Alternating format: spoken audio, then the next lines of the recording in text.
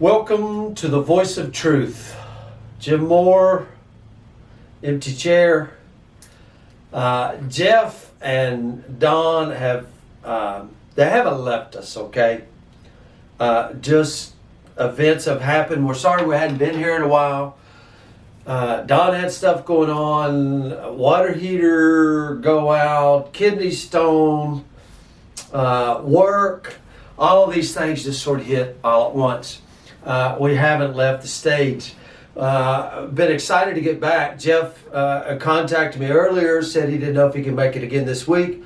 Listen, when you're a carpenter and that's your line of work, that's what you do, and it's been pretty and sunshiny, you got to make hay when the sun shines, so to speak. So we're hoping to get back. So anyway, you're kind of stuck with me. We'll kind of see where this goes. I don't have any notes. I just want to talk to you a little bit. Some things that's going on, some study that I've been involved in that's really kind of kept me going for a little bit. I love the wonder of it, and I go minister, share, whatever you want to call it, at a rest home near here. Been going up there for almost a year. Trust me, I didn't know anybody up there. No church people. I know I used to go to the rest home a long time ago. We had some church people that were there.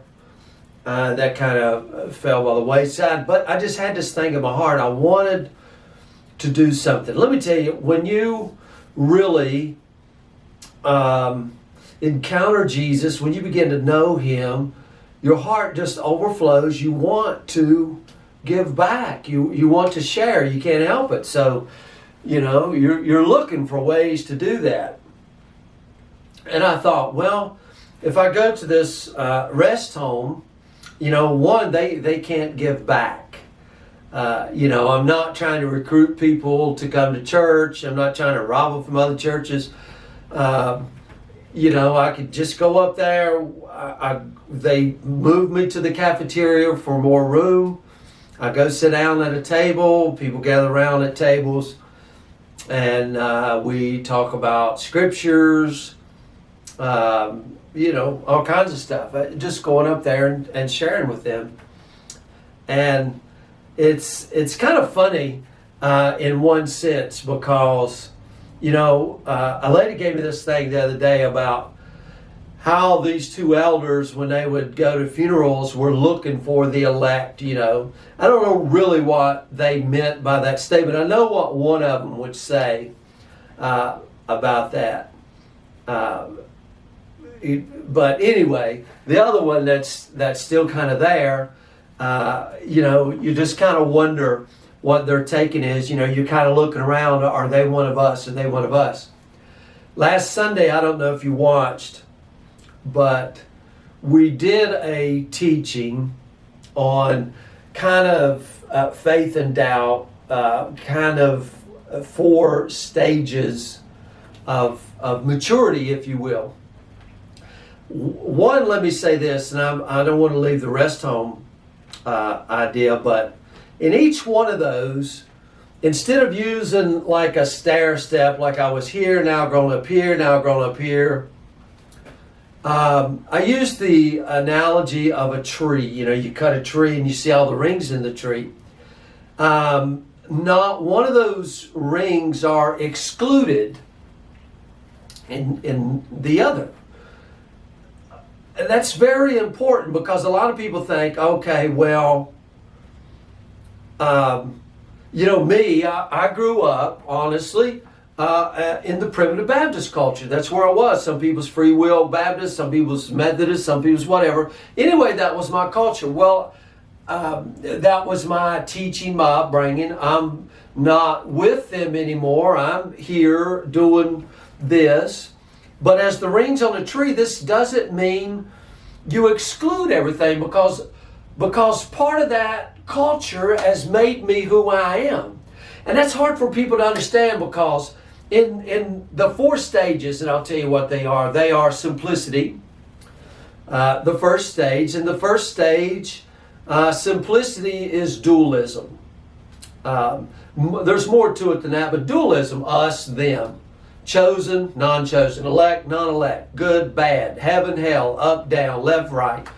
Dualism, all of those things are important.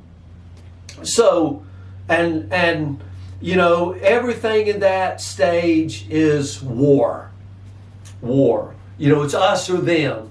It's I'm right. If I'm right, then you have to be wrong. It's that mentality. And I was a part of that. I'm not denying that. I'm not ashamed of it. It's the same thing as a parent when you're raising children and a child puts a rock in his mouth. You're like, no, you don't eat the rock. You eat this. Here's a Cheeto or a piece of bread or something like that. So you learn, and those things are important to learn. Okay? But that's not it. It's the gatekeepers who sit there and give warnings. Oh, don't go past this. But the rings on a tree, okay, this ring is included, then another season goes by and there's another ring added. Another season goes by, there's another ring added. So the next stage of that is complexity. And complexity sort of sees things. Now I'm giving you just this quick overall view. Complexity sees things more as a game. And in games, you need coaches. Everything is doable. Everything's achievable. We can do this, and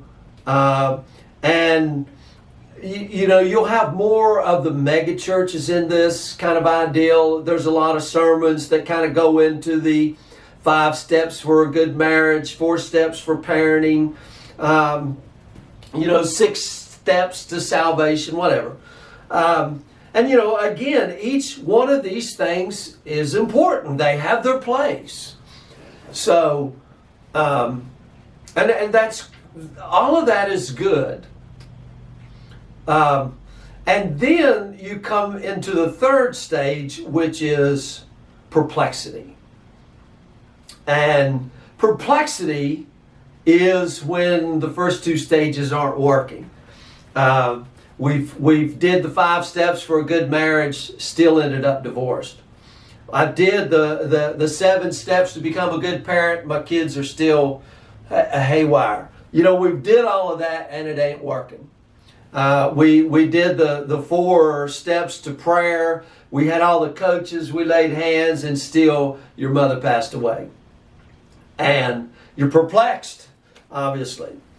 You don't know what to do. And, each coming, into the stage 1, I would say before stage 1 is infancy, stage 0, if you will. You're just, a sprout, nothing. And in that stage is very narcissistic. When I say that, it's like you don't really care if your mom or dad worked all day and they're tired. It's 2 o'clock in the morning. You're like, hey, somebody needs to change me and I'm going to cry till they do. Somebody needs to clean my butt and I'm going to cry until they do. And then you come into stage 1, and stage 1 is very, in stage 1 it's very authority driven. The authorities, the mom, dad, the preacher, the elder. You do what I say, and kind of very rule driven, and all of that is needful. Boundaries at that age are very, very needful. You gotta have. You tell your kids, don't get in, don't talk to strangers, stay in the yard, all of that stuff. Then as we grow and we come into stage 2,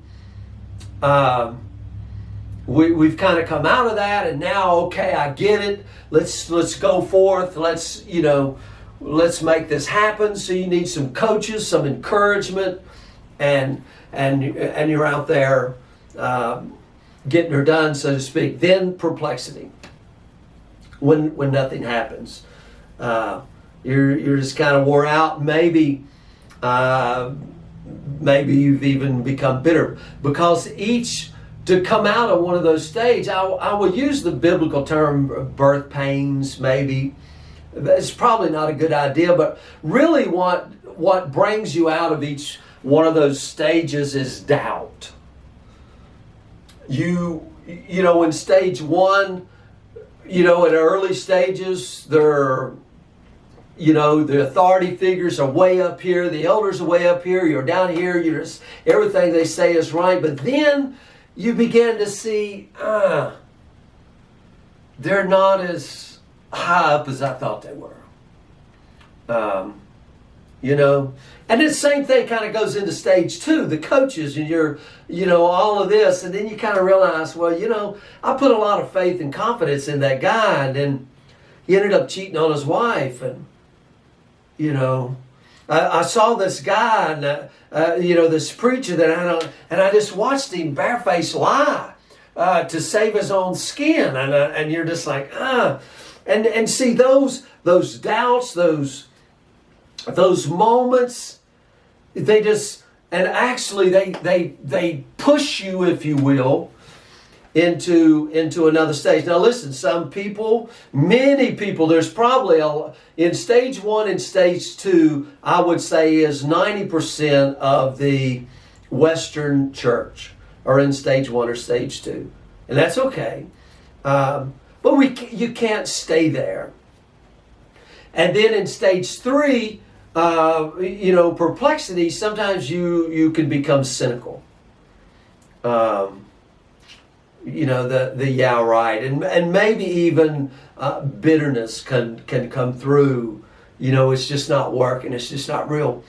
And then comes stage four, which is harmony, solidarity. When you can rest. And let me say, in stage one and stage two and stage three, now remember what all of this is about. Except they won't know you're my disciples unless you lay your life down for another. And I can guarantee in stage one you're not going to. If you do, perhaps, as Paul would say, it would only be for those in your in-group. In stage one, your in-group, you might lay your life down for them, but probably not.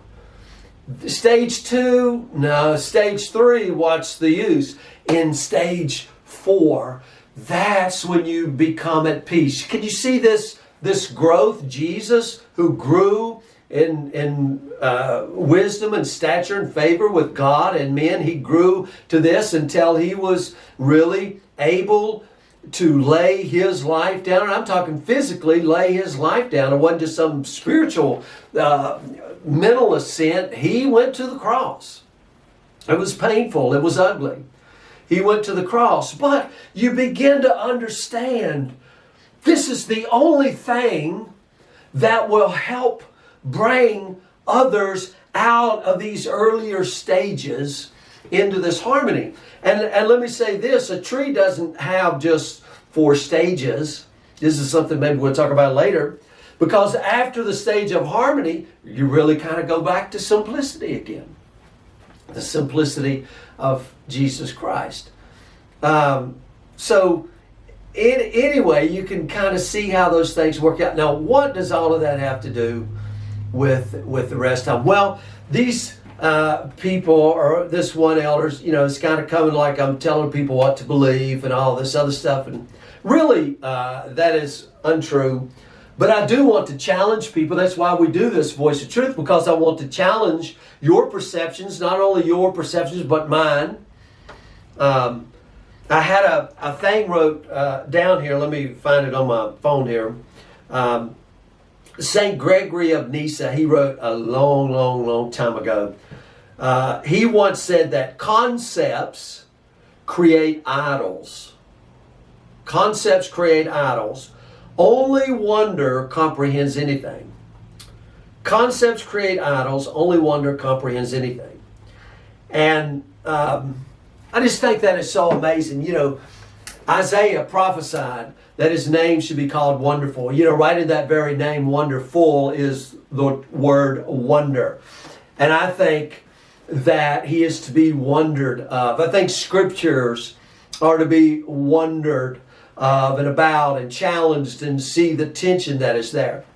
Because I was at the rest home this past week, and I was talking about Abraham and the binding of Isaac, and how that story was, and how the Jewish rabbis approached that story, how they talked about that story, and how they contemplated that story about how, you know, how could God ask Abraham to do this thing? His son, his only son, even Isaac, you know, God makes it clear, Isaac, the son you love, and how could God ask him to do that? And one of the things in my study of this, and let me give you this verse right here in Genesis. I've got my Fall Apart Bible here with me. And for you scholarly people at home, go look this up, okay? Genesis chapter 22 and verse 2. If you have a Strong's Concordance, it may be hard for you to look this up, because Strong's Concordance, the big thick book that I grew up on, doesn't always have these little words in them. But in the King James and in some other translations, it's going to be there.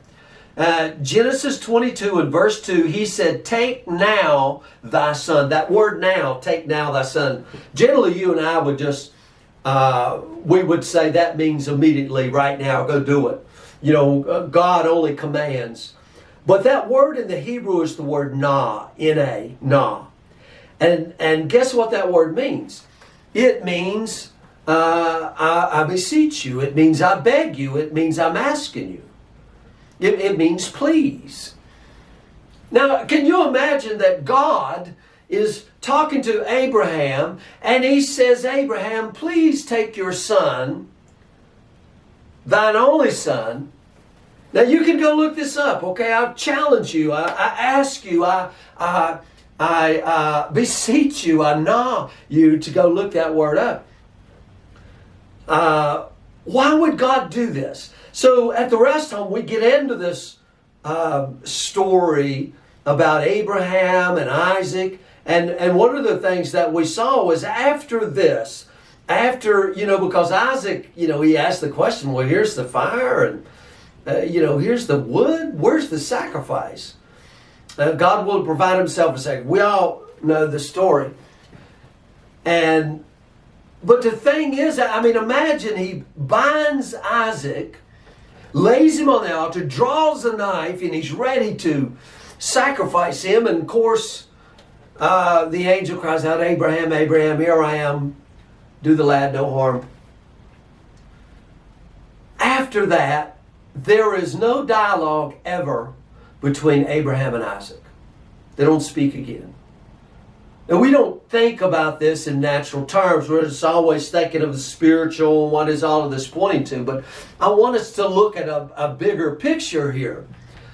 And, you know, how this must have shaken Isaac, must have shaken Abraham, and, you know, what the whole story was about. And that the whole story was about God. And we went through a lot of these verses, many verses in the Old Testament where God says, sacrifice and offerings thou wouldest not, or he didn't want sacrifice and offering, but he wanted justice, he wanted mercy, he wanted compassion. And it was us who wanted sacrifice because our need to project our brokenness on somebody else. So I go back to stage one, and everybody that's in stage one looks at everybody else that's not in their stage, and they can project their brokenness and their own ignorance and everything, and blame everybody else, and, you know, do all of those things and categorize people. But God is bringing Abraham out of the mindset that he doesn't want sacrifice. If he does, God will provide himself. This is not what it's about. So we're at the rest home, and there's a lady there who was visiting another lady. And I could just see her eyes kind of going like, hold on a minute. And she made this statement that, she said, I know that we would like to think what was going through Abraham's mind that whole night when he knows he's got to get up in the morning and go to this mountain and offer his son Isaac. What was he thinking all night long? But she said, we are not allowed to think that. We are not allowed to think about anything that's not written in the scriptures. And I knew in my mind, now I don't know, but I just kept thinking Presbyterian. I don't know if she's Presbyterian or not. But I was kind of that same mindset a long time ago. It's like, okay, if it's not written down in the pages, we're not allowed to think about it. Well, guys, there's as much that is not written, that the written part is to draw you or to push you to contemplate what is not written. The wonder of it. The very wonder of the thing. Abraham debating with God, if there's 50 righteous, will you spare the city? How about 45? How about 40? How about 30? I mean, who negotiates with God? But Abraham was. It's supposed to make us wonder. The tension that is there, drawing us into this wonder. I tell you what, I have asked many scholarly people, and I've never gotten the answer for this. I've read it many times. There's a story in Judges where, the tribe of Benjamin, they go to war, and even in the story, this guy comes and he's got a concubine, and he goes into the house. Kind of the same story as Sodom and Gomorrah. He goes into the house. I think he's in Ephraim. I can't remember exactly. Judges 19, 20, 21, 22, somewhere around in there. And the men of the town come and they want him, and they said, no, you can have the concubine. And they rape this woman all night long. They rape her so bad they kill her. And she dies on the threshold. Now the guy in the house, in my mind, I'm like, did y'all not hear this woman screaming? It's not said in the scriptures. It's like, what do they do? Just sit back and have tea all night? Drink coffee, or they went to bed early? They didn't. This is medieval times. There's not much happening at night. They didn't hear in the still of the night a woman scream. She's raped all night long. She dies. And then the guy takes the woman and cuts her up in 12 pieces and sends her out to the 12 tribes. Does this not shake you up a little bit? See, nobody ever talks about these things. Oh, well, this means this. And I'm thinking, why did you have to put this story in the Bible? I don't have any reason. I don't get it. Then they go to war with Benjamin. They almost wipe out the tribe of Benjamin. And then, in order for them to, they say, well, Benjamin, we've almost wiped him out. So now let's let the tribe of Benjamin, let's let the men that's left go down there and catch these women. Now there's no flirting here. There's no dating. There's no, I'll see if you love me back and we'll, kind of get to know each other. You go out there and whatever woman you could catch, that was your wife. Come on. These stories are in our Bibles. Now, if they don't draw you into wonder, then my friends, I don't know what will. And then we turn the page from that story and we come into the story of Ruth, a Moabitess. And I think, my goodness here, what strange things take place. So, his name should be called Wonderful. Now, let's go back to the rest home a minute to close out this section for you.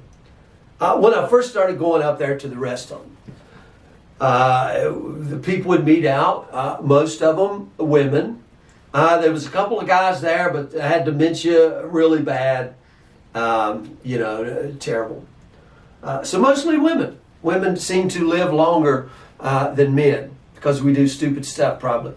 But anyway, there was this man up there, and he would set off. He would set way away. And he would listen, but he would set way away. And he kind of had the mantra, maybe. I don't know if that's the right word. They called him the hateful man.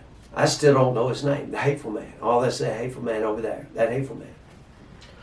One time, he kind of stood up. We had gotten done and to kind of open it up for discussion a little bit.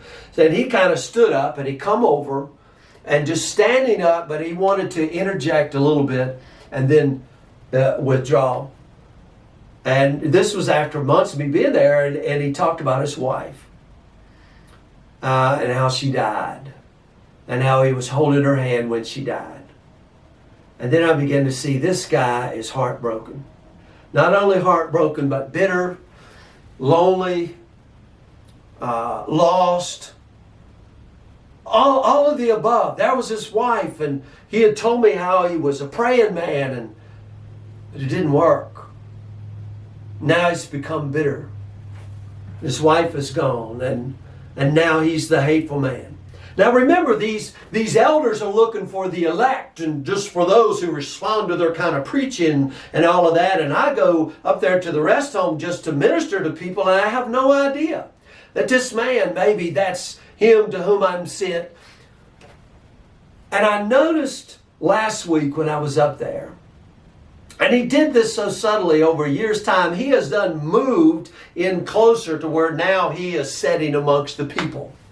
And as we were going through this story in Abraham, we went through a whole thing in Abraham, and he was smiling from ear to ear, and participating, and helping others. And I know the story is not over. This story hasn't ended yet. Maybe that was a good day, but this transformation of this lonely, hateful, bitter man whom I don't know, who hasn't been to church in a long time, who had lost his wife, and he feels abandoned and alone, and he's stuck in a rest home, and he's known as the hateful man, is now smiling and seems to be full of joy and loves to talk about Jesus. Now go figure. And they want to say, oh no, either you're the chosen or you're not the chosen. You know, I say that's okay. Rings of the tree, all of that is included. But as we go, but see, my desire is to, and you know, I didn't go up there to help that guy. I just went up there to share the gospel. But I see it breaking through his walls of Jericho. I see joy starting to sprout back. I don't know anything about his family, kids, grandkids, nothing. But I am seeing old Abraham and Sarah at the time of life. I'm seeing life springing forth. So you know what, guys? I will keep sharing the gospel, even to the hateful man, in spite of whatever else. And to me, again, I love the wonder of it. Guys, hopefully we can get a show done on Wednesday, so tune in there too. So guys, we'll see you then, and Lord bless you all. Don and Jeff and myself, we really want to thank you guys for tuning in. You don't know what it means to us to have you guys listening. The one thing that you could do to help us out is hit that subscribe button. Leave us a comment. Ask questions in the comments if you want. I am going to leave a link, I'll post it down below, for our church services on Wednesday and Sundays. I put those on a different YouTube channel. So I will share that with you guys, give you the link so you can go see what time. We would love to have you come and join us. And, you know, we just love putting out this voice of truth, having our discussions. What you see is what you get. We try to put them out every Monday, Wednesday, and Fridays at 9 a.m. I will tell you, I'm a full-time pastor, but I also work full-time. Jeff works full-time, so it's hard for us to do those things all the time. But again, we're so thankful you tune in. Thank you for all the subscribers. If you haven't subscribed yet, hit that button. You can hit the notification button. You'll know when they're coming out. And guys, again, we are so thankful that you're tuning in. Man, thank you so much. We will keep bringing this stuff to you. And we will see you again. Lord bless.